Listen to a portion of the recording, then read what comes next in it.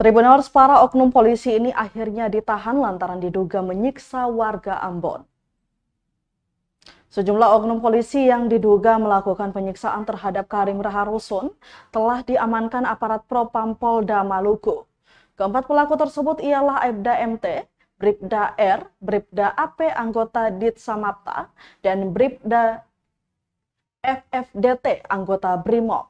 Selain mengamankan pelaku, aparat juga memeriksa sejumlah saksi, diantaranya 8 anggota Polda Maluku dan Karim Raharusun selaku korban. Kabid Humas Polda Maluku Kombes Pol M. Rum Ohirat mengatakan, dari hasil pemeriksaan Propam Polda Maluku langsung mengamankan 4 anggota tersebut karena diduga telah menganiaya korban. Selain tindakan pidana, keempatnya diduga melakukan pelanggaran kode etik. Diberitakan sebelumnya Karim Raharusun diduga dianiaya oknum polisi patroli reaksi cepat atau PRC Polda Maluku.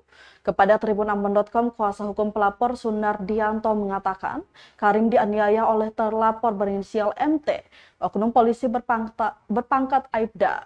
Kejadian berlangsung di pos unit patroli reaksi cepat atau PRC di Jalan Sultan Hasanuddin, Kecamatan Sirimau, Kota Ambon, Sabtu 18 November 2023. Usai dianiaya, KR pun dibiarkan pulang setelah dijemput keluarganya.